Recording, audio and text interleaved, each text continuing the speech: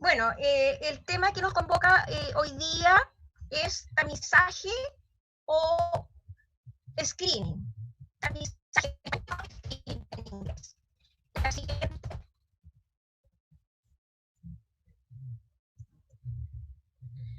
¿para qué sirven en general las pruebas de tamizaje y esta metodología que vamos a revisar hoy día? Generalmente es para evaluar la calidad de los resultados de las pruebas diagnósticas. El mejor ejemplo, ¿no es cierto?, lo que estamos viendo en este momento con la pandemia del virus.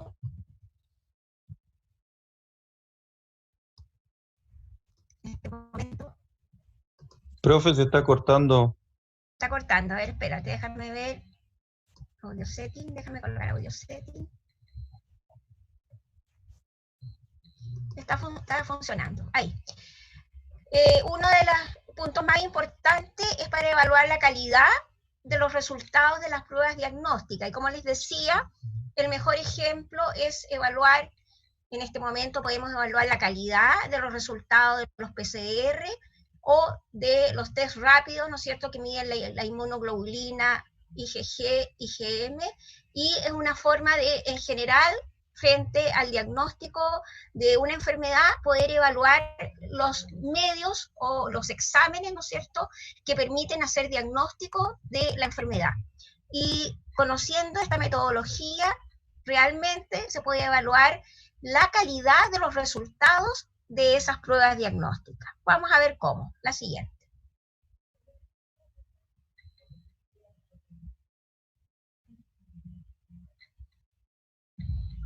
La siguiente.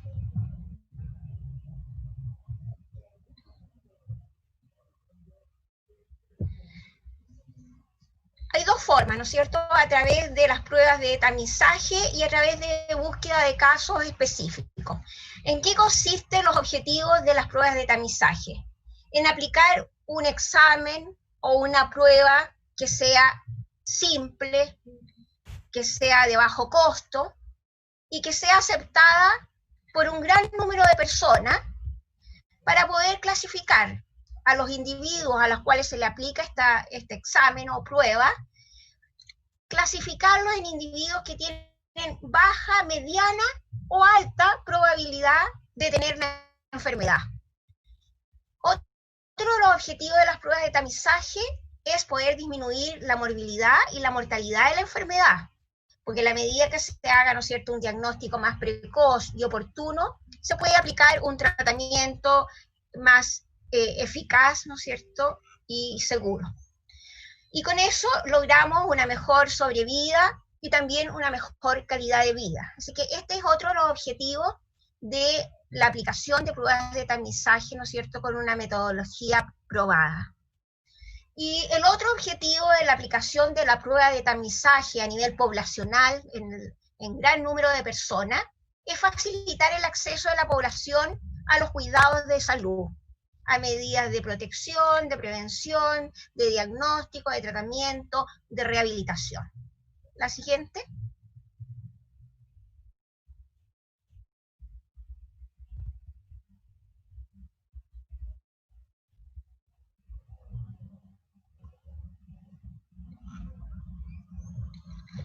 Hay ciertos criterios para poder cumplir con estos objetivos que acabo de mencionar.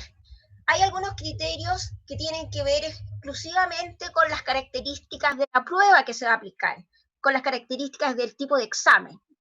Hay criterios que tienen que ver con las características de la enfermedad, si es crónica, si es infecciosa, aguda, ¿no es cierto? Y también tiene que ver con las características del programa en el cual están insertas estas pruebas, ¿no es cierto?, de tamizaje.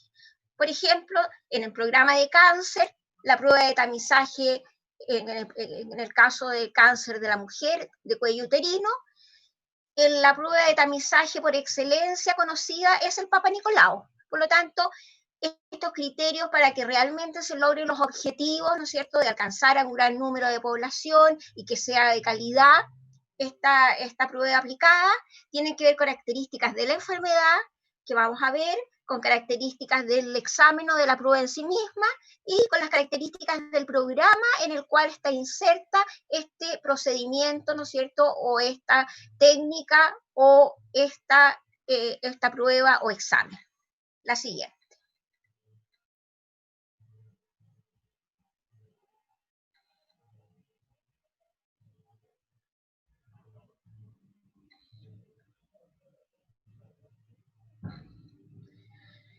Cuando hablamos de aspectos que tienen que ver con el criterio de la enfermedad misma, es importante conocer la prevalencia. Ustedes ya saben que prevalencia es el número de casos nuevos o antiguos de la enfermedad. Tiene que ver también con la gravedad de la enfermedad, ¿no es cierto? Con la gravedad, con la letalidad. Por ejemplo, ¿cuántos de las que están enfermos se mueren? ¿Cuán grave es esta enfermedad? ¿O es relativamente, ¿no es cierto?, inocua. Tiene que ver con la historia natural de la enfermedad. Periodo presintomático, periodo sintomático, periodo de diagnóstico, periodo de tratamiento, de rehabilitación, curación, ¿no es cierto?, reagudización, etc. Entonces tiene que ver con esa historia natural de la enfermedad, que es distinta para las enfermedades infectocontagiosas y es diferente para las enfermedades crónicas no transmisibles. Y también tiene que ver si existe tratamiento o no existe tratamiento, y si este tratamiento es seguro y además es eficaz. Entonces ustedes ven que hay que contrarrestar todos estos criterios, ¿no es cierto?, con las características que tiene en ese momento, en esa contingencia, la enfermedad en cuestión. Coronavirus, ejemplo actual, enfermedad infecciosa. ¿Existe tratamiento eficaz? No. Hay muchos que están en prueba, en ensayos clínicos, solamente, ¿no es cierto?, son cuidados de acuerdo, ¿no es cierto?, a el agravamiento del paciente, si requiere respirador, no respirador, y en algunos están aplicando distintos medicamentos, pero no hay un tratamiento exclusivo para el coronavirus. Depende de la historia natural. Ustedes ven que han habido cambios, personas sintomáticas, no sintomáticas, algunos síntomas sí, se han incorporado otros, etc. Se está conociendo la historia natural recientemente. Es grave, ¿no es cierto? Hay un porcentaje de un 5% de pacientes con SARS-CoV-2, ¿no es cierto?, que requieren de hospitalización y requieren de entrar, ¿no es cierto?, en unidades de paciente crítico. La prevalencia o incidencia también la estamos conociendo, ¿no es cierto? Entonces, depende también de las características de la enfermedad para aplicar ciertas pruebas de tamizaje a nivel poblacional. La siguiente.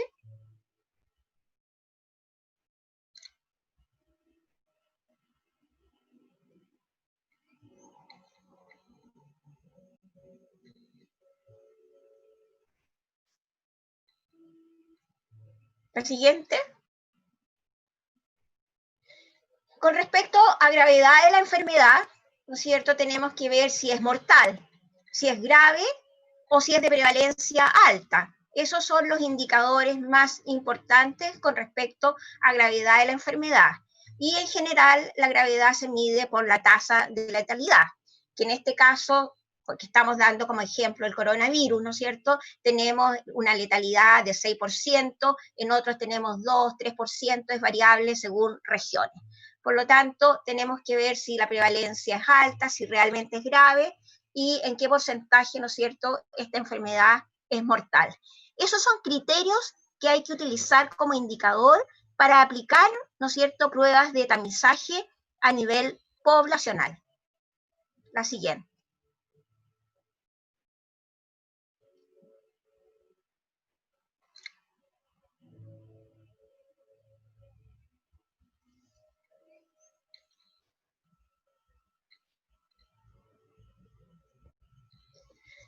Con respecto a la historia natural o espectro de la enfermedad, recordar lo que se entiende por historia natural. Es una secuencia de acontecimientos que ocurren en el organismo humano entre la acción secuencial de las causas o componentes hasta que se desarrolla la enfermedad y ocurre el desenlace en la persona. Desenlace que puede ser curación, ojalá, paso a la cronicidad o, en el peor de los casos, ¿no es cierto?, a la muerte. Eso es lo que se entiende por historia natural.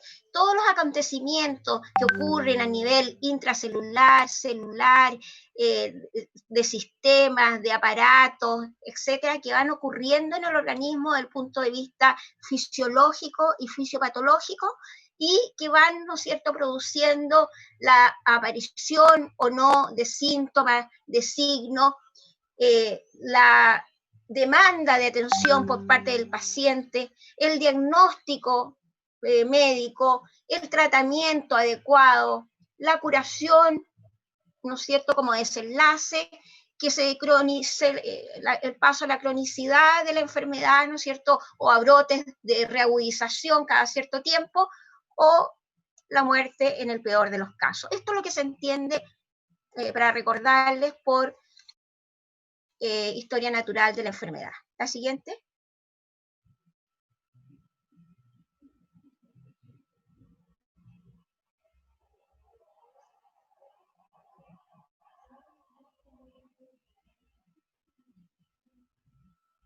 Acá lo tenemos en un gráfico, ¿no es cierto? Tenemos, en la primera etapa se supone, ¿no es cierto?, que los individuos están sanos.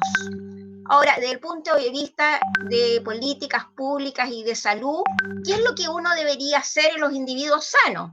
Promover y tratar de prevenir las enfermedades. Eso es lo lógico, ¿no es cierto? Si estamos sanos, hacer promoción de la salud y prevención de las enfermedades para mantener a los individuos sanos.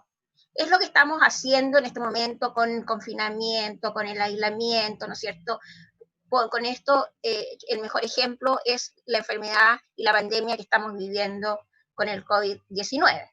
Entonces, si están los individuos sanos, tratemos de mantener a esos individuos sanos. Ahora, la siguiente etapa o secuencia de acontecimientos que estamos mencionando, ¿no es cierto?, es que ocurra la enfermedad. Y en ese caso, lo importante es hacer un diagnóstico lo más precoz posible. Hay un periodo, ¿no es cierto?, de ventana que está en una enfermedad subclínica, que todavía no aparecen los signos y los síntomas, pero el individuo está enfermo. Por lo tanto, ojalá en ese periodo presintomático de enfermedad subclínica pudiéramos hacer un diagnóstico, ¿no es cierto? Entonces, es en esta etapa cuando más sirven los exámenes o pruebas de tamizaje. En periodo presintomático o de enfermedad subclínica, antes que el individuo recurra por demanda de atención médica, subsidios, licencias, etc. O sea, aquí ya tenemos al individuo enfermo, que puede evolucionar, ¿no es cierto?, hacia la curación, hacia la discapacidad, hacia la cronicidad, y lo peor que puede ocurrir es hacia la muerte. En todos estos periodos nosotros podemos hacer prevención, y eso es una clase específica que vamos a tener en el segundo semestre, que son los niveles de prevención, que se llaman prevención primaria en este periodo, individuo sano, ¿no es cierto?, prevención secundaria antes que el individuo, ¿no es cierto?, esté enfermo, y prevención terciaria en el periodo en que ya hay un diagnóstico de la enfermedad. Entonces, para que vayan recordando, hay periodos en que uno puede tratar de promover la salud y mantener a los individuos sanos, y eso lo hace con la prevención primaria. Después puede hacer prevención secundaria, y después puede hacer prevención de tipo terciaria. Pero en este momento no es motivo de la clase, van a tener una clase específica, pero para que ustedes vean en qué momento es el más adecuado para hacer pruebas de tamizaje. Ojalá en individuos sanos antes que se enfermen. La siguiente.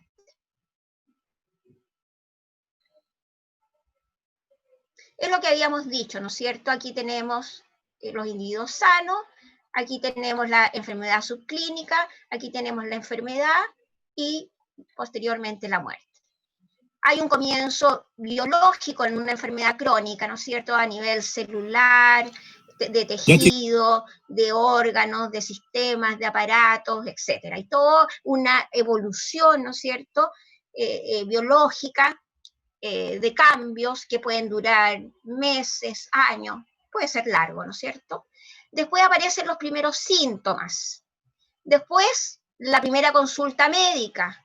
Después, en el orden de secuencia, la confirmación diagnóstica. Y por último, también el tratamiento.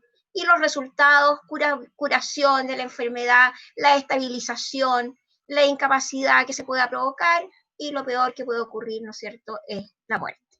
La siguiente.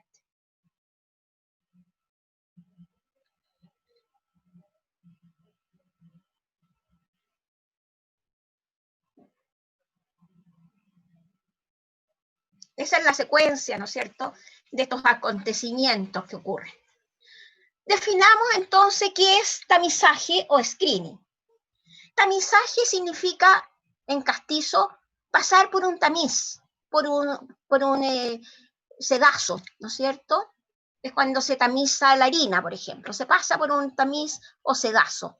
¿Y qué es lo que queda arriba? Los grumos, ¿no es cierto? Y cae la harina, ¿no es cierto?, más suave. Entonces, se captan a los enfermos y se separa de los sanos. Eso es tamizar, pasar por un tamiz. Es la aplicación de una prueba de laboratorio, un examen clínico u otro procedimiento a escala masiva para identificar individuos que posean alta, mediana o baja probabilidad de padecer una determinada enfermedad, ¿cierto? Se aplica un test, se aplica un examen. El ejemplo que yo les había dado es el Papa Nicolau, por ejemplo, en la mujer aparentemente sana, para poder identificar un eventual cáncer de cuello, ¿no es cierto?, a través de una muestra citológica y la determinación si hay probabilidad o no hay probabilidad de que haya una alteración neoplásica. Esto después, si sale, ¿no es cierto?, con la probabilidad de una neoplasia leve, moderada o severa, se confirma a través de un examen histológico. Pero el primer examen para hacer el diagnóstico presuntivo es el Papa Nicolau. Entonces, es el mejor ejemplo de prueba de tamizaje a nivel poblacional, en este caso para detectar un cáncer en la mujer, es pasar a aplicar una prueba de laboratorio, también puede ser un examen clínico, por ejemplo, y otro procedimiento que permita a nivel poblacional separar a los individuos que tienen alta probabilidad o no de tener una enfermedad. La siguiente.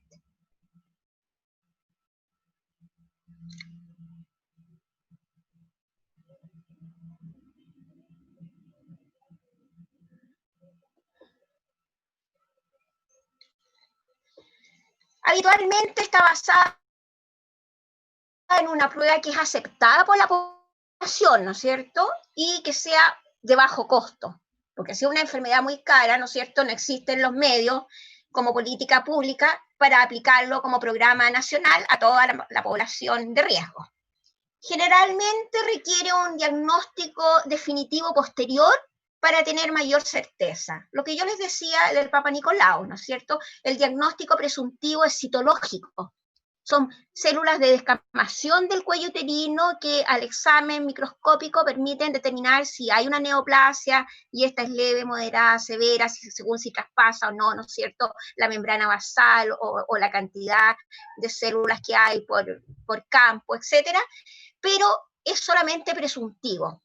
El diagnóstico de certeza de un cáncer solamente lo da la histología, no la citología, sino que el estudio histológico. Por lo tanto, hay que ir a un segundo paso y en la zona sospechosa tomar una biopsia y enviarla a estudio, y este es el que va a dar la certeza de si es un cáncer o no es un cáncer. Por lo tanto, a veces, como dice acá, se requiere un diagnóstico posterior con otro tipo de examen o prueba diagnóstica.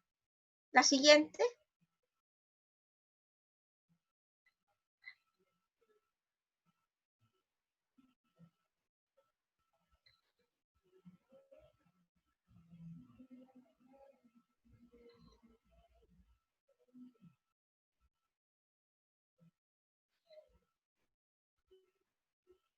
La siguiente, ahí está. Bueno, una prueba diagnóstica sirve para ayudar a mejorar una estimación de la probabilidad de que un individuo presente una enfermedad. Por ejemplo, cuando ustedes sean médicos y tengan en la consulta un paciente que viene por un diagnóstico, ustedes a priori van a decir, tengo que conocer la incidencia, la prevalencia de esta enfermedad, por ejemplo, de la hipertensión, de la diabetes, para ver qué probabilidad tiene ese individuo de estar enfermo. Un 5% a nivel poblacional, un 15%, un 30% en el caso de un hombre, digamos, de 45 años y más, ¿no es cierto?, de tener hipertensión, etc. Entonces, siempre es importante estimar la probabilidad a priori de que un individuo presente la enfermedad. Es una idea subjetiva de la probabilidad de que ese individuo está enfermo. Y para eso, ¿no es cierto?, hay que ayudarse de la incidencia, que ya ustedes saben, porcentaje de nuevos casos de la enfermedad en la población, de la prevalencia, que es el porcentaje de casos nuevos y antiguos que hay en la población. También, para confirmar, hay que usar una prueba diagnóstica. Si el paciente va al médico, generalmente les pide, ¿no es cierto?, además de aplicarles la semiología, la anamnesis, semiología, le va a pedir exámenes de laboratorio y con eso va a poder evaluar y distinguir entre dos grupos de individuos. Individuos que están sanos, el examen, ¿no es cierto?, la semiología, la anamnesis, etcétera, da orientación de que está sano, o bien la confirmación a través de un examen de que está enfermo. Por lo tanto, es aquí donde uno puede aplicar, ¿no es cierto?, esta metodología a los exámenes de laboratorio o a las pruebas que se le aplican al paciente.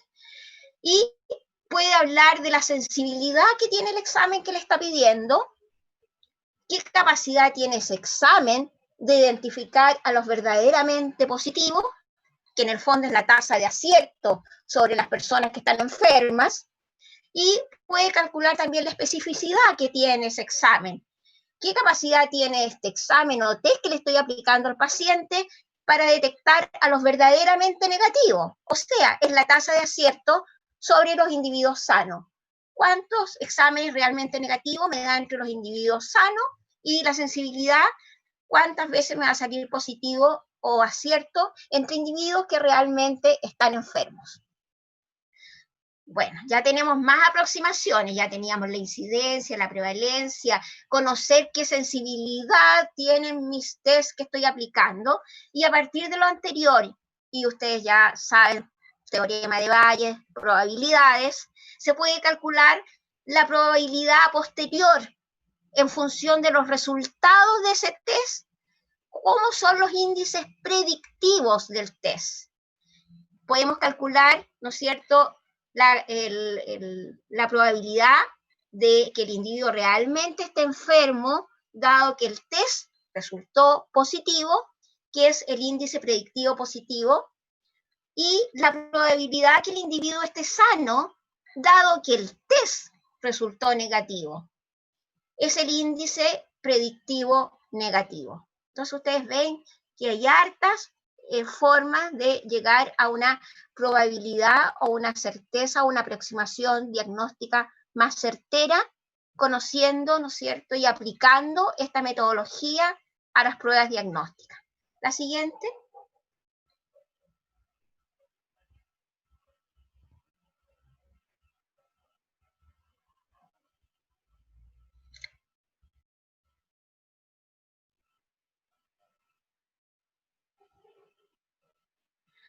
¿Cómo se analiza entonces un estudio de diagnóstico? Se hace una comparación ciega e independiente con un gold estándar, una regla de oro, ¿no es cierto?, que ya se ha probado, ¿no es cierto?, y ya se conoce. Uno sabe cuál es la sensibilidad y cuál es la especificidad de determinados test diagnósticos. Yo ya sé que la sensibilidad y la especificidad de del Papa Nicolau es sobre un 90%, tanto en sensibilidad como en especificidad. Por lo tanto, conociendo ese gold estándar, ¿no es cierto?, yo voy aplicando nuevamente mi tablita cuadricelular, en el cual tengo las posibilidades de que el test, ¿no es cierto?, sea positivo y el individuo realmente esté enfermo, que son en el fondo los verdaderamente positivos que están aquí en A. La posibilidad de que también el test haya dado positivo, pero resulta que el individuo está sano. Estos son los enfermos y estos son los sanos. Este es el test positivo, este es el test negativo. Y la otra posibilidad, estos serían entonces falsos negativos, porque resulta que el individuo está sano, pero me resultó el examen positivo. Por lo tanto, es un falso positivo. Este es B. En el C, tengo que el test me dio negativo, pero resulta que el individuo estaba enfermo. Esto es un falso negativo. Y la otra posibilidad, este es C, este es D, es que el examen me dio negativo y resulta que el individuo estaba sano. Por lo tanto, aquí en el D tengo a los verdaderamente negativos. Estos dos puntitos les digo al tiro que son los más importantes para evaluar las sensibilidades y las especificidades en los test diagnósticos. A y D. Los verdaderamente positivos, aquellos que el resultado dio positivo y resulta que el individuo estaba enfermo, que está en A. Y en el D, los verdaderamente negativos. El test me dio negativo y estaba sano. Entonces ustedes ven que uno puede analizar a través de la tabla cuadricelular la sensibilidad, la especificidad, el valor predictivo positivo, el valor predictivo negativo, etcétera, entre los sanos y los enfermos.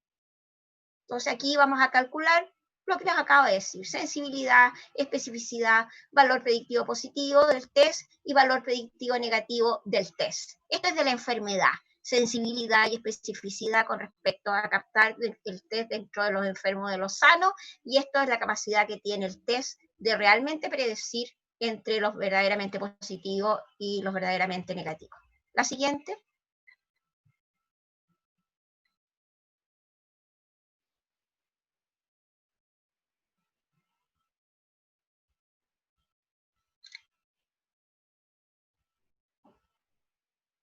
Aquí tenemos, ¿no es cierto?, la misma tablita, el test positivo, test negativo, enfermo, no enfermo, que puede escribirse de esta manera: sanos, enfermos, en este caso enfermo, positivo. Y aquí está la posibilidad de que el test dé positivo, ¿no es cierto?, y que tenga la enfermedad. El test resultó negativo, pero tiene la enfermedad.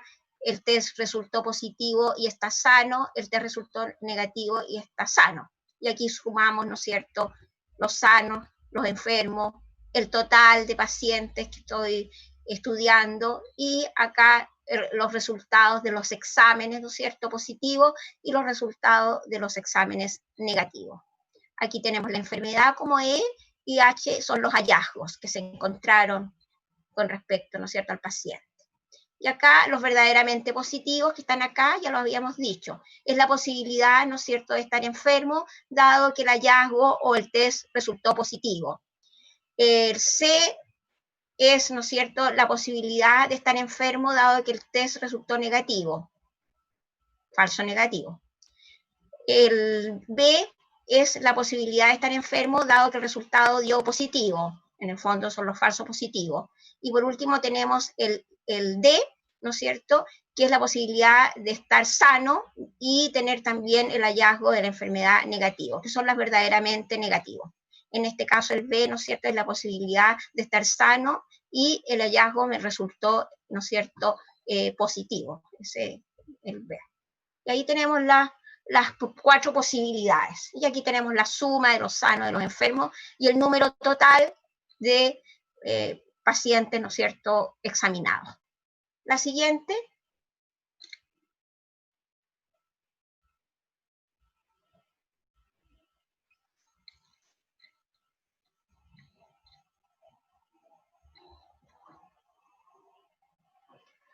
Ejemplo, prueba diagnóstica y teorema de Bayes.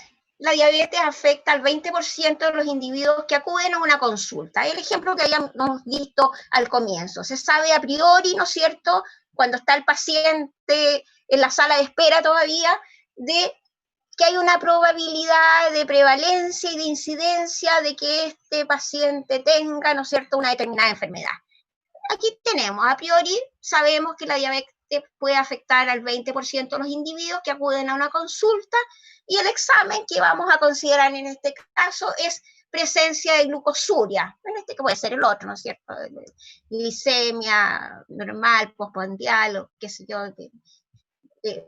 cualquier prueba diagnóstica, pero en este caso vamos a utilizar la glucosuria como indicador, ¿no es cierto? Y aquí se le puede calcular la sensibilidad y la especificidad, el valor predictivo positivo y el valor predictivo negativo de este test específicamente, la glucosuria. Entonces ustedes tenemos acá 100 individuos y tenemos que a 6 de los 100 individuos, ¿no es cierto?, le dio el examen positivo y estaban enfermos, que es en este caso A. A un individuo le dio el resultado positivo y resulta que estaba sano, ¿no es cierto? Acá tenemos que a 14 individuos le dio el resultado negativo y estaban enfermos, falsos negativos. Y acá tenemos a verdaderamente negativos, 79, en que estaban sanos y el resultado les dio negativo. Aquí tenemos a los verdaderamente positivos, aquí tenemos a los verdaderamente negativos, 80, 20, etc. ¿Cómo se calcula la sensibilidad? Es A partido por A más C. Por lo tanto, 6 partido por 6 más 14. Y ahí yo puedo calcular la sensibilidad. En esta columna calculo la sensibilidad. A partido por A más C. ¿Cómo calculo la especificidad? D partido por B más D. D, en este caso, 79 partido por 1 más 79. ¿Cómo calculo aquí estoy calculando sensibilidad y especificidad, como yo les había dicho, ¿no es cierto?, considerando las columnas. Para acá la sensibilidad, para acá la especificidad.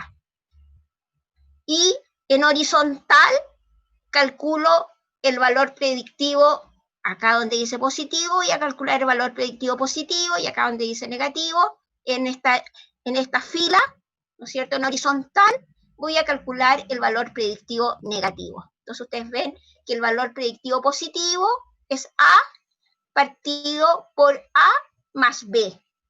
Y el valor predictivo negativo, ¿no es cierto?, es D partido por C más D. Entonces ustedes aquí tienen la formulita para calcular sensibilidad, especificidad y con respecto al test, su valor predictivo positivo y su valor predictivo negativo. La siguiente.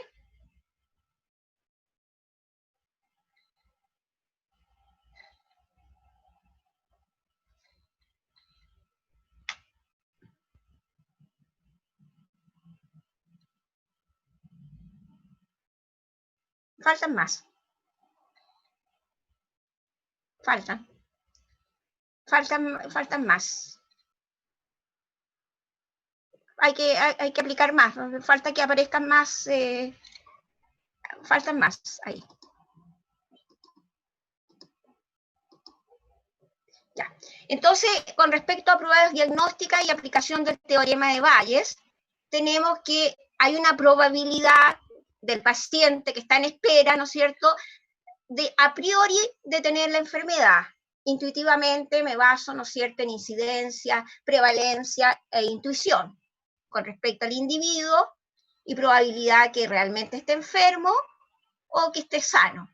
Pero una vez que ya pido, ¿no es cierto?, una prueba diagnóstica, puedo calcular la sensibilidad y la especificidad, ¿no es cierto? En el fondo, calcular, ¿no es cierto?, los verdaderamente positivos, los falsos positivos, ¿no es cierto?, falsos negativos, y acá también la especificidad con respecto, ¿no es cierto?, a los falsos o verdaderos negativos. Entonces, tanto los sanos como los enfermos, yo puedo calcular la sensibilidad, la probabilidad de captar a los verdaderamente positivos en aquellos en que el test realmente dio positivo, o sea, a los verdaderamente positivos.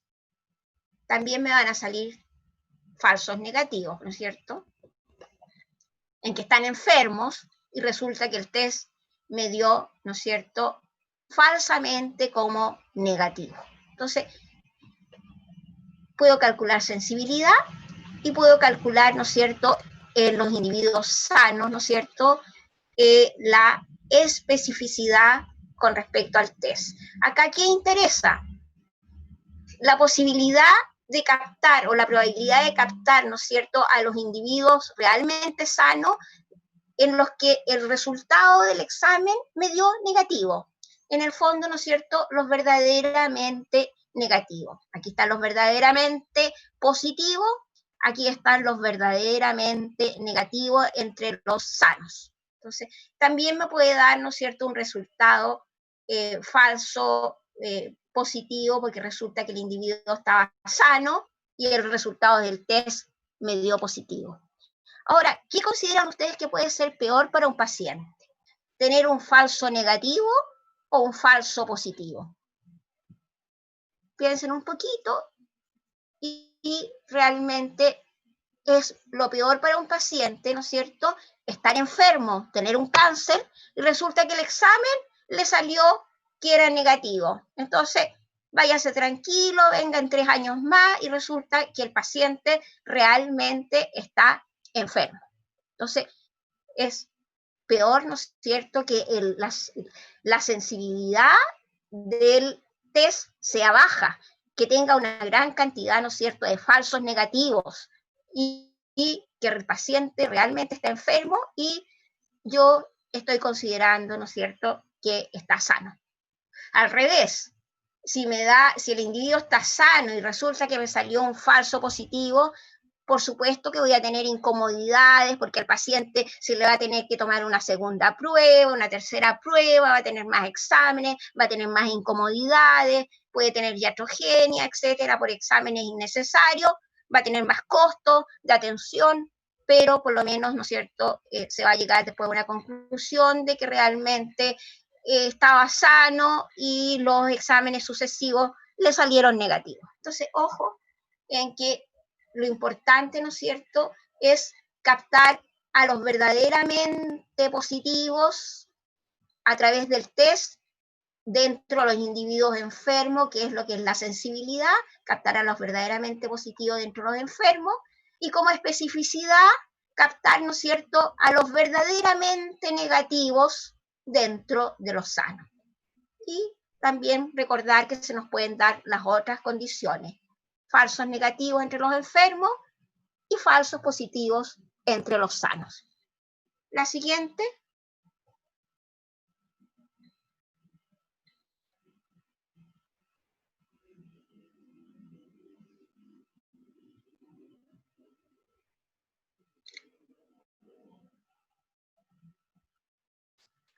Bueno, en el ejemplo anterior, al llegar un individuo a la consulta, se tiene una idea a priori sobre la posibilidad o probabilidad de que tenga una enfermedad. Ahora, si el paciente les pregunta, ¿qué probabilidad tengo de estar enfermo?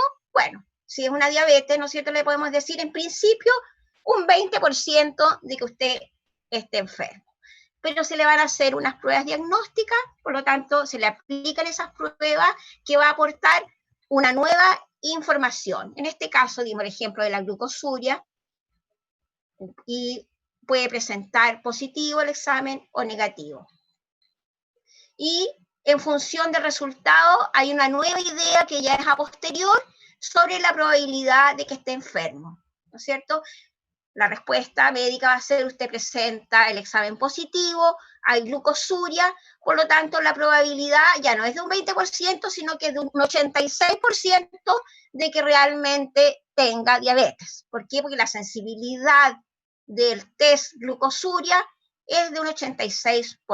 Entonces ustedes ven que ya estamos con mayores certezas, de un 20% a priori, a posterior, una vez aplicado cualquier test diagnóstico que permite identificar sanos y enfermos, aumenta la probabilidad de certeza.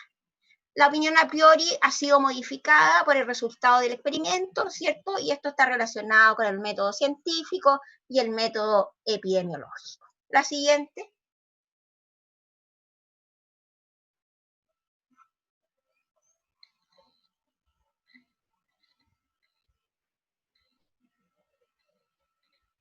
Puede ser hemoglobina glicosilada, puede ser cualquier otro tipo de examen, pero en este caso usamos la glucosuria, que sabemos que tiene una sensibilidad de un 86%. ¿Qué es lo que también depende, ¿no es cierto?, la calidad de estos test de la prevalencia de la enfermedad. Esto es importante que lo entiendan. Mientras más frecuente es la enfermedad dentro de la población, ¿no es cierto?, hay más probabilidades, ¿no es cierto?, de captar la probabilidad en una determinada persona de que padezca cierta enfermedad. Prevalencia, ¿no es cierto?, es la carga de morbilidad que existe en la población, número de casos nuevos y antiguos, o la frecuencia o la magnitud con que aparece una determinada enfermedad dentro de la población. Se expresa generalmente en tanto por ciento, o también en tanto por mil, pero en general ustedes van a ver la prevalencia de un 15%, de un 20%, de un 39%, etc. Esta frecuencia coincide con la probabilidad de que una determinada persona a nivel poblacional padezca cierta enfermedad. La siguiente.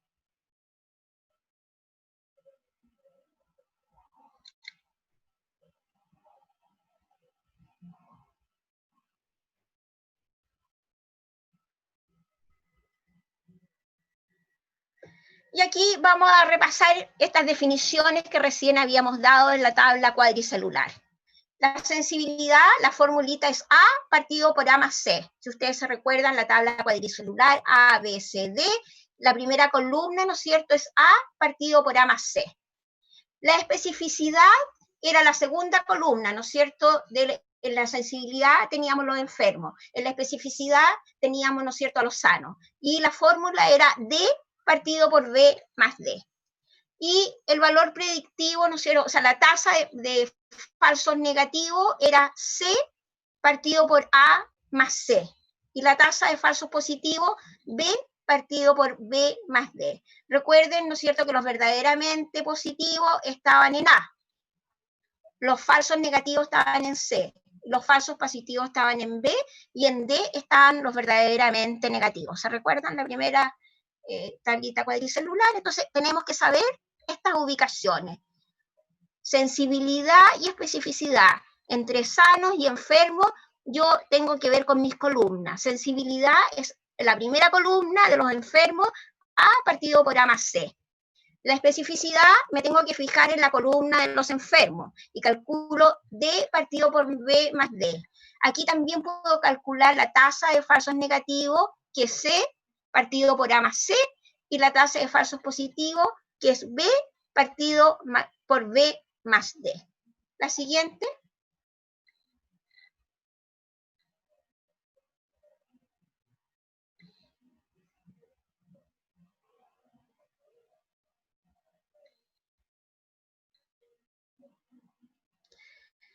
También puedo calcular, ¿no es cierto?, como yo les dije, en horizontal, las filas, ya no las columnas, sino que las filas. Acuérdense que teníamos una fila positivas y la otra fila era de los negativos, tanto sanos como enfermos. Por lo tanto, si yo me fijo en donde estaba el signo más, que es la primera fila de sanos y enfermos, puedo calcular el valor predictivo de la prueba positiva, que es A, ¿se recuerdan? Partido por A más B. Análisis en horizontal, primera fila. También puedo calcular el valor predictivo de la prueba negativa. Me fijo, ¿no es cierto?, en la segunda fila donde estaban los negativos, tanto de los sanos como los enfermos, y digo que la fórmula es D partido por C más D. Acuérdense, yo les dije que estos dos valores eran re importantes, los verdaderamente positivos que estaban en A y los verdaderamente negativos que estaban en D. Y puedo calcular otro, que es el valor de error de la prueba positiva, que es B partido por A más B, o el valor del error, ¿no es cierto?, de la prueba negativa, ¿no es cierto?, que también en este caso, ¿no es cierto?, es D partido por C más D. Entonces ustedes ven que puedo calcular tanto, lo importante es el valor C partido por C más D, ahí está. Tanto el valor predictivo de la prueba positiva, el análisis en horizontal, ¿no es cierto?, en los positivos, y el análisis horizontal en la segunda línea de los negativos. Y además, como complemento, ¿no es cierto?, puedo calcular error de la prueba positiva y error de la prueba negativa. Pero estos son los más importantes, valor predictivo positivo y valor predictivo negativo. La siguiente.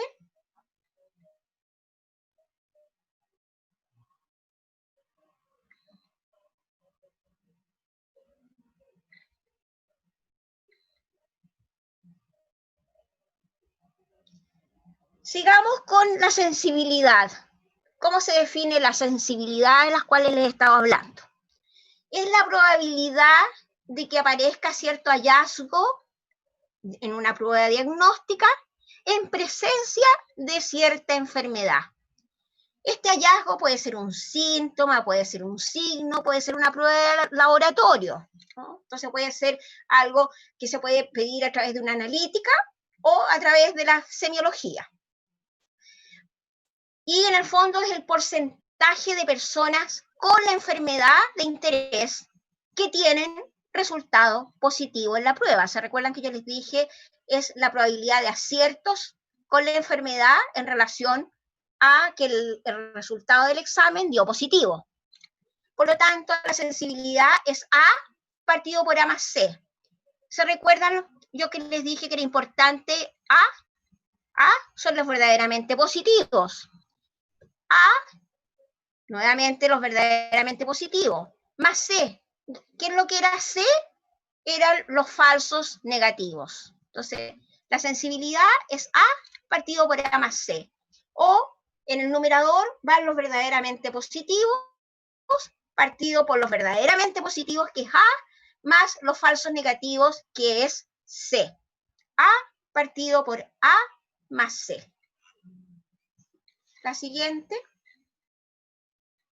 es la tasa de acierto, ¿no es cierto?, con el examen que me dio positivo dentro de los individuos que están enfermos. Por eso que estoy hablando de verdaderamente positivo en el numerador. La siguiente. Y el análisis, como les dije, de la sensibilidad es en términos, ¿no es cierto?, de la primera columna. Y ahora nos vamos a la definición de especificidad que está en la segunda columna de mi tabla cuadricelular. Es la probabilidad de que cierto hallazgo, ¿no es cierto?, hallazgo a través de la anamnesis, del examen físico o de un examen de laboratorio, esté ausente cuando la enfermedad está ausente, o sea, el individuo está sano. El porcentaje de aciertos, ¿no es cierto?, del test que da negativo entre los individuos que están sanos. Por lo tanto, el porcentaje de personas sin la enfermedad de interés que tiene resultados negativos en esta prueba. Y se recuerdan que era, en este caso, D partido por B más D. En la segunda columna estaban los verdaderamente negativos. Se recuerdan que yo les dije que era importante lo que ocurría para la sensibilidad, lo que ocurría en A, y para la especificidad era importante lo que ocurría en D. Entonces, en este caso es D partido por D más B. Esa es la fórmula. O los verdaderamente negativos partido por los verdaderamente negativos más los falsos positivos. La siguiente. Todo esto lo encuentro en la segunda columna. La sensibilidad la encuentro en la primera columna. La siguiente.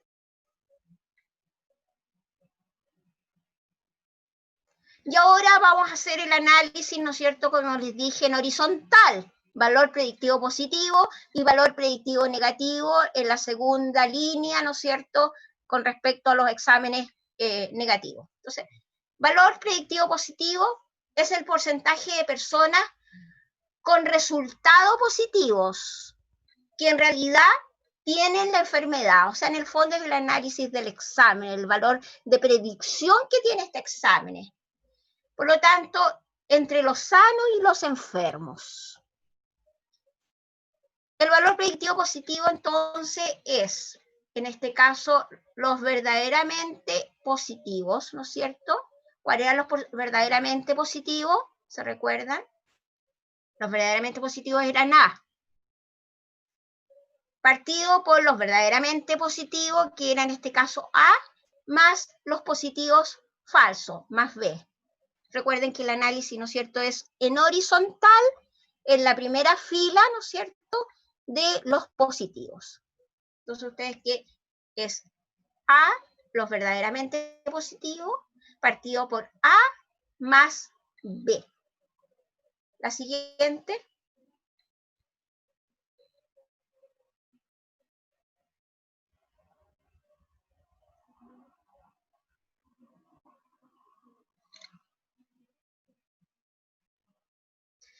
Y podemos calcular el valor predictivo negativo, que tenemos que fijarnos, ¿no es cierto?, en la segunda fila, donde dice negativo, tanto en los sanos como en los enfermos. Es el porcentaje de personas con resultado negativo del test y que no tienen la enfermedad.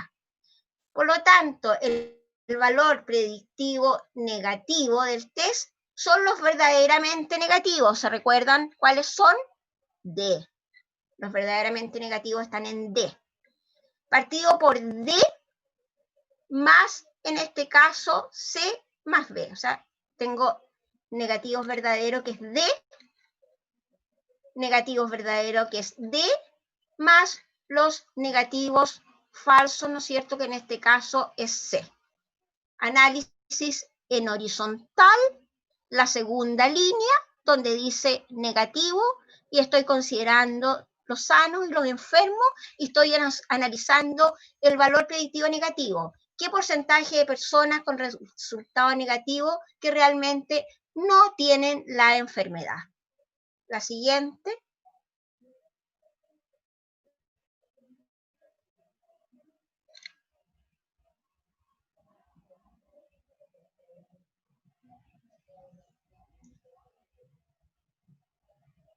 Ejemplo. El objetivo de un estudio es determinar la utilidad de la radiografía de tórax para confirmar o descartar la presencia de una cardiopatía en niños que presentan un soplo cardíaco y que se encuentran clínicamente asintomáticos. Para ello, se realiza una radiografía de tórax, clasificando sus resultados como presencia o ausencia de la enfermedad congénita en este caso, ¿no es cierto? La radiografía, el examen que va a permitir catalogar como sano o enfermo con respecto a esta enfermedad congénita, ¿no es cierto?, cardíaca. ¿Y qué voy a hacer? Voy a comparar contra una regla de oro o un gold estándar mis resultados, que realmente es un ecodoppler, ¿no es cierto?, que tiene mayor resolución, etcétera. Por lo tanto, mi gold estándar, mi prueba de oro para el diagnóstico es la ecodoppler. Es considerada en este caso como el estándar o regla de oro de referencia. Entonces ustedes vean que voy a comparar una radiografía de tórax con respecto a mi gold estándar, que es un ecodoppler. La siguiente.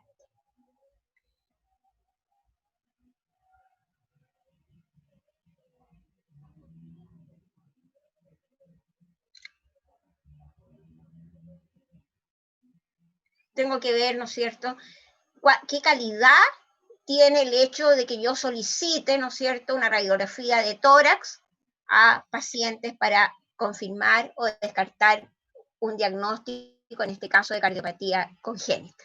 Entonces aquí empiezo a comparar. Tengo mi examen de ecodoppler, que es mi regla de oro, mi gold estándar. Clasifico nuevamente mi tablita cuadricelular, la primera columna los enfermos, en mi segunda columna los sanos o no enfermos, y en el horizontal, primera línea, radiografía de tórax, que es el examen que yo voy a comparar, positiva, o radiografía de tórax negativa.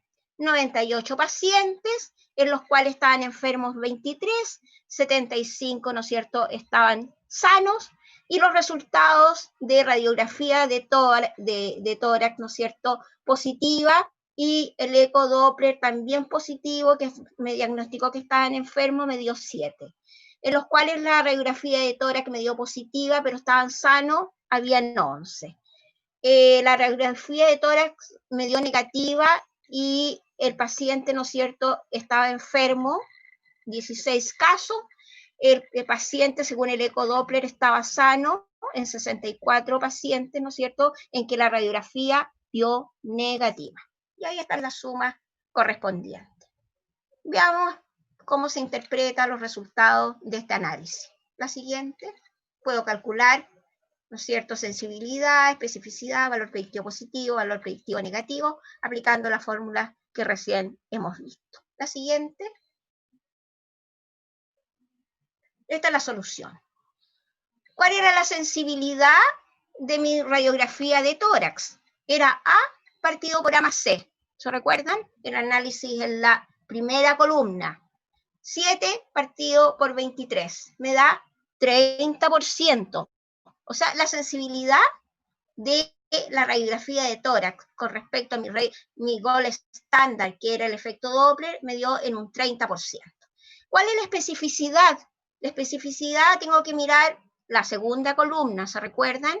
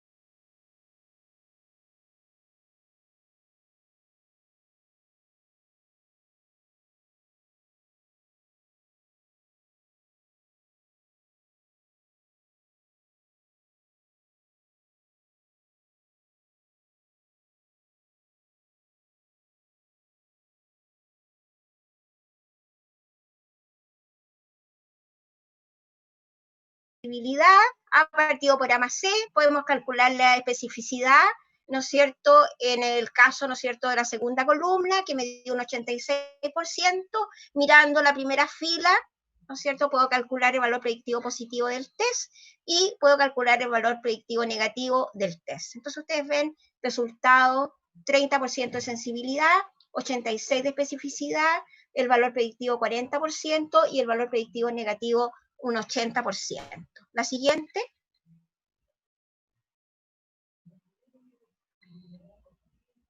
Por lo tanto, eso es útil, ¿no es cierto?, para ver la calidad de los test diagnósticos que se aplican y qué pruebas son mejor que otras. Se dice que una prueba que tenga una sensibilidad superior al 80% y una especificidad también superior a un 80% realmente son de calidad y son útiles y son eficaces para hacer un buen diagnóstico. Por lo tanto, hay que elegir dentro de las pruebas diagnósticas, ¿no es cierto?, que tengan la mejor calidad. Y eso se puede hacer comparándola justamente sensibilidades y especificidades. Ustedes ven que la especificidad era de un 30%. ¿Qué significa? Que es la capacidad del test para identificar, ¿no es cierto?, a los verdaderamente sanos dentro de los que el resultado del examen, en este caso con radiografía de tórax dio negativo, es bajísimo. Por lo tanto, yo tengo que tener sensibilidades y especificidades sobre un 80%, lo mismo que valores predictivos positivos y negativos superiores a un 80%. Por lo tanto, repasemos que la discriminación diagnóstica a través de la sensibilidad me da proporción de individuos enfermos que se detectan correctamente, A partido por A más C. La especificidad es la proporción de individuos sanos, se recuerda la segunda columna, que se detectan correctamente, es D partido por B más D. Y es útil en salud pública sensibilidades y especificidades, como les decía, que sean siempre mayores a un 80%. La siguiente. Entonces, descartar aquellas pruebas diagnósticas que dan 30, 40%. Si se puede aplicar otro que da sobre, en este caso el Doppler, ¿no es cierto?, que daba sobre un 80%. Y con respecto a la capacidad del test, tanto en los sanos como en los enfermos, de predecir la proporción de individuos positivos que tienen la enfermedad, que es a posterior, una vez aplicado el test, es A partido por A más B. ¿Se recuerda en la primera fila, donde estaban los positivos? Y después mirar la segunda fila, donde estaban los negativos, tanto los sanos como los enfermos, que es la proporción de individuos negativos que realmente son sanos. Ahí teníamos el D, que eran los verdaderamente, ¿no es cierto?, negativos, partido por C más D. Son influenciados por qué. Esto es importante que entiendan bien. El valor predictivo positivo y el valor predictivo negativo están altamente influenciados por la prevalencia de la enfermedad. A menor prevalencia de la enfermedad, menor valor predictivo positivo. Y al revés o viceversa. A mayor valor predictivo negativo, ¿no es cierto?, es lo que me va a dar, ¿no es cierto?, la menor prevalencia. Y estos son útiles en la práctica clínica. Entonces es importante que ustedes consideren cómo está influenciado el valor predictivo positivo con respecto a menor prevalencia, menor valor predictivo positivo. Y al revés, ¿no es cierto?, aumenta el valor predictivo negativo, ¿no es cierto?, a medida que aumenta la prevalencia. Por lo tanto, son útiles en la práctica clínica. La siguiente. ¿Cuáles son los principios de la detección precoz de la enfermedad? Cuando, como política pública, se tiene que aplicar, por ejemplo, la prueba de tamizaje, el ejemplo Papa Nicolau, ¿no es cierto?, o puede ser una mamografía, o puede ser hemorragias ocultas, o puede ser cualquier otro tipo, ¿no es cierto?, de examen para detectar tumores, etcétera. ¿En qué momento se puede aplicar como política pública? Cuando es un problema importante de salud pública, o sea, la magnitud, la prevalencia del problema es alto. Cuando se dispone de un tratamiento eficaz, porque si no tengo un tratamiento seguro y eficaz, ¿no es cierto?, no saco nada con detectar pacientes a través de esta prueba de tamizaje, si no hay una respuesta sensible del sistema de salud para solucionar el problema. Cuando hay facilidades para obtener insumos, ¿no es cierto?, para aplicar también el procedimiento. Cuando sea fácil también de aplicarlo. Ojalá lo pueda aplicar en pacientes en esta etapa presintomática y ojalá en individuos sanos o aparentemente sanos, ¿no es cierto?, para captar precozmente y hacer un diagnóstico lo más precoz posible. Entonces, ojalá, como les mostraba yo en la historia natural de la enfermedad, en esta etapa preclínica, presintomática y de individuos sanos. Antes que aparezcan los signos, los síntomas y se demande, ¿no es cierto?, por atención médica, que ya puede ser demasiado tarde. Si es un cáncer puede tener 8 años de evolución, porque resulta que si es un cáncer de cuello uterino no ha producido dolor, no ha producido sangramiento y tengo una historia natural ya de 8 años. Entonces, ojalá se pueda detectar en el periodo en que la paciente esté sana y presintomática. Y ojalá que estas pruebas que se apliquen tengan una alta sensibilidad y una alta especificidad, o sea, mayor de un 80%. La siguiente. Esos son principios básicos. Lo otro es que esta prueba sea aceptada por la población, ¿no es cierto?, que no sea incómoda para el paciente, no sea iatrogénica, que provoque daño, molestias innecesarias, etcétera.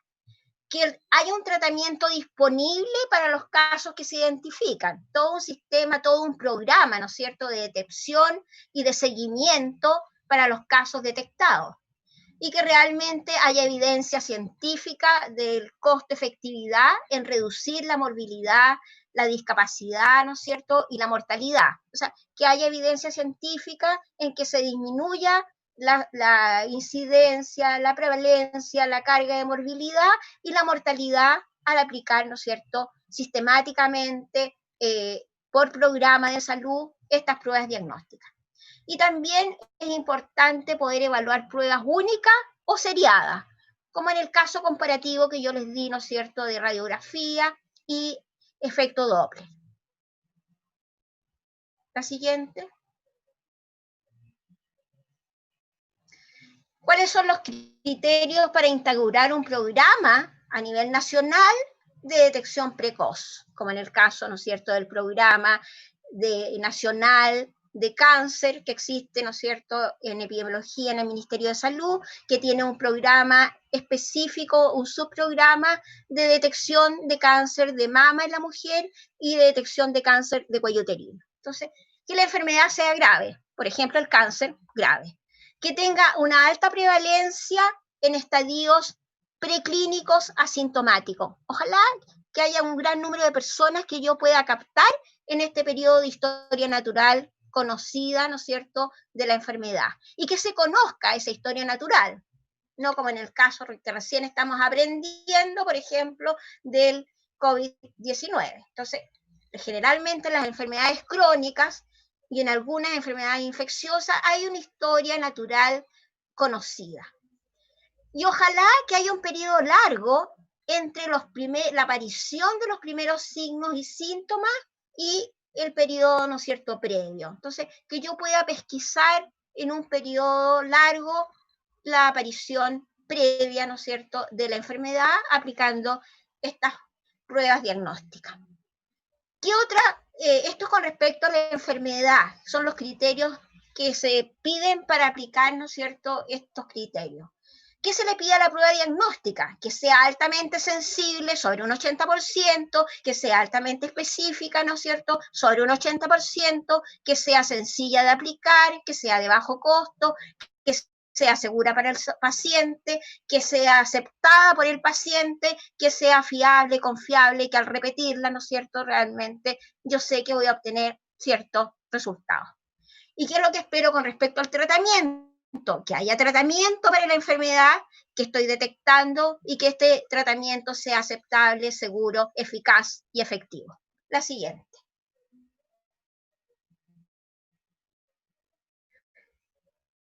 Con respecto a la enfermedad,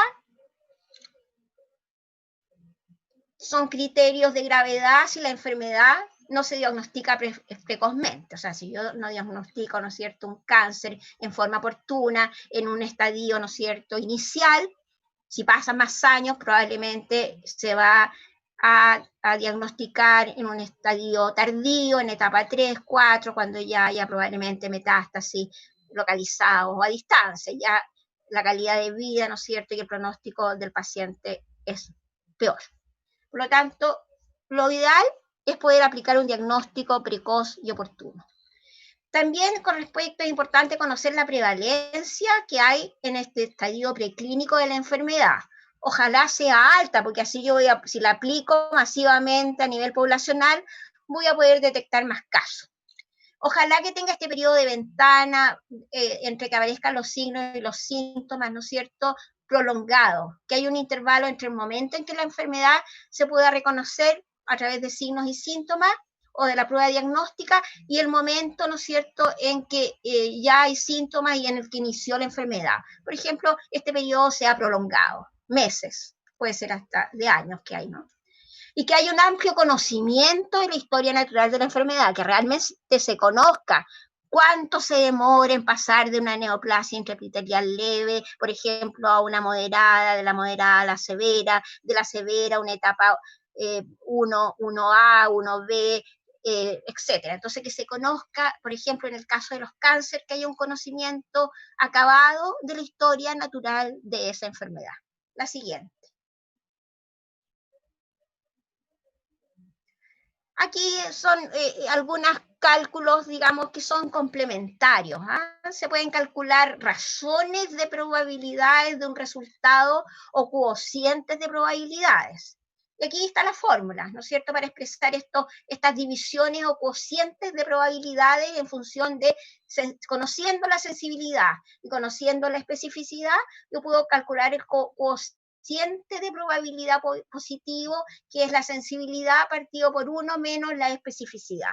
Y puedo calcular, ¿no es cierto?, el coeficiente de probabilidad negativo, colocando en el numerador 1 menos la sensibilidad y en el denominador la especificidad. Esto yo lo puedo llenar, ¿no es cierto?, con la formulita que ya conocemos. Sensibilidad es A partido por A más C, ¿no es cierto? La especificidad en este caso es D partido por D más B, etcétera, y voy reemplazando. La siguiente. Y aquí lo mismo, ¿no es cierto? Puedo calcular razón de probabilidades de un resultado entre la tasa de verdaderamente positivos y la tasa de falsos negativos, ¿no es cierto? Entonces puedo calcular el coeficiente de probabilidad positivo, que es la probabilidad de que el test me dio positivo, dado que el individuo está enfermo, que en el fondo ya sabemos que es A partido por A más C. ¿Partido por qué? Por la probabilidad que el test me da positivo y el individuo esté sano. Si reemplazo es B partido por B más D. O sea, puedo calcular razón de probabilidades o cocientes positivos de probabilidad positiva. Es el cociente de probabilidad positivo, es lo que se conoce como cociente de verosimilitud, y ustedes en la literatura inglesa lo van a conocer como likelihood ratio. Cuando hay valores mayores del coeficiente de probabilidad positiva, indican una mejor capacidad para diagnosticar la presencia de la enfermedad a través del test. Estos son como complementos, pero se pueden calcular con las mismas formulitas que ustedes conocen. O sea, la razón de probabilidad de un resultado positivo, que es el que tenemos acá, es A partido por A más C, partido por B más D. La siguiente. Al revés. La razón de probabilidad de un resultado o cociente de probabilidad, podemos calcular el cociente de probabilidad negativa, es la probabilidad que el test dé negativo entre los individuos sanos, partido por la probabilidad que el test dé negativo entre los individuos enfermos.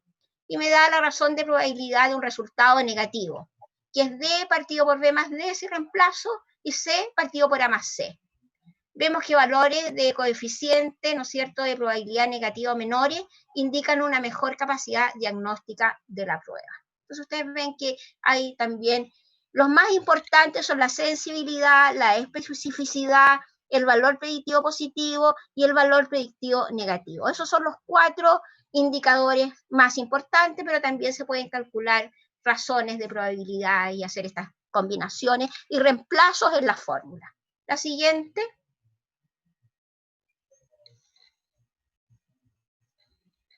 Bueno, acá es cosa de reemplazar, ¿no es cierto? El coeficiente de probabilidad positiva, si reemplazo, es 0,30, que ya lo habíamos calculado, ¿no es cierto?, en el ejercicio anterior, partido por 1 menos 86.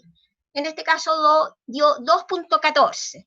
El coeficiente de probabilidad positiva da 2,14. ¿Cómo se interpreta eso con respecto al ejercicio de aplicar la prueba de diagnóstico, ¿no es cierto?, de efecto Doppler versus radiografía de tórax para diagnosticar una cardiopatía congénita? La interpretación correcta de esta medida es la siguiente. En el grupo de pacientes con cardiopatía que fue diagnosticada por el ecodoppler, la probabilidad de encontrar una radiografía de tórax, ¿no es cierto?, anormal, ¿no es cierto?, positiva, es 2,14 veces superior que los individuos que no tienen cardiopatía. Es el coeficiente de probabilidad positiva del test, ¿no es cierto?, radiografía de tórax. Y el coeficiente de probabilidad negativa era 1 menos, ¿no es cierto?, en este caso 0,30, que era la sensibilidad, partido por 0,86, y eso me da 0,814. ¿Cómo se interpreta? Puede expresarse como una interpretación, ¿no es cierto?, la siguiente. En el grupo de niños que no tenían cardiopatía, la probabilidad de encontrar una radiografía de tórax normal fue 1,23 veces superior que en el grupo de pacientes que tenía cardiopatía. Entonces, se puede hacer, ¿no es cierto?, aquí tenemos la interpretación, 1 partido por 0.814 da 1.23. En el primer caso dio 2.14 y acá da 1.23. Entonces aquí la interpretación es en relación, ¿no es cierto?, a el coeficiente de probabilidad que tiene este test, en este caso la radiografía de tórax, comparada, ¿no es cierto?, con el efecto Doppler en relación a hacer o no el diagnóstico correcto de cardiopatía congénita. La siguiente. ¿Qué ventaja tiene calcular este ejercicio que estamos haciendo?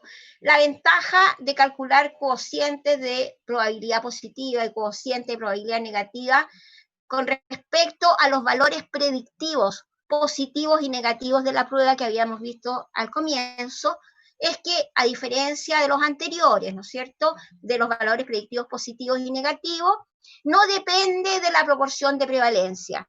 ¿Se recuerdan que yo les había dicho que era directa o inversamente proporcional la prevalencia con respecto al valor predictivo positivo o negativo? Bueno, en este caso, la ventaja de calcular cocientes de probabilidades positivas o negativas es que no dependen de la prevalencia de la enfermedad, solo dependen de la sensibilidad y de la especificidad de la prueba. Por eso que es útil cuando quiero comparar pruebas diagnósticas. La siguiente.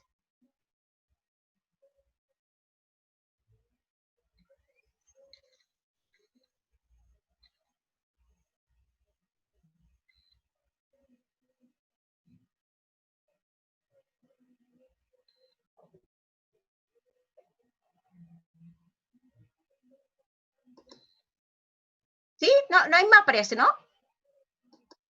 Ya, bueno, lo dejamos hasta acá entonces. Ustedes ya tienen, yo voy a ver los resultados del test y voy a, con respecto a la pregunta 10, y además voy a revisar los resultados de la prueba de tamizaje que ya está puesta en la plataforma Moodle, y les doy plazo para que me la entreguen hasta el lunes a mediodía, porque yo tengo que subir las notas ya la próxima semana. Así que tienen un plazo para bajar de la plataforma el taller de tamizaje con los datos que yo ya le he dado, ¿no es cierto?, en esta clase, y desarrollarlo y mandármelo en forma individual a mi mail. Bueno, dejamos hasta aquí. Te agradezco, Martín, y tú después me mandas la clase video grabada para poder subirla a la plataforma, y con eso yo creo que ya estaríamos dando por término, ¿no es cierto?, a menos que hayan notas inferiores a 4, que no creo, para tener posteriormente, ¿no es cierto?, el examen. Cualquier duda, cualquier pregunta, me la hacen llegar, ¿no es cierto?, a través de mi mail. Lo dejamos hasta acá, y te agradezco, Martín, y a todos los que asistieron, que les va a servir bastante para poder aplicarlo en la resolución del taller con nota. Bueno, eso sería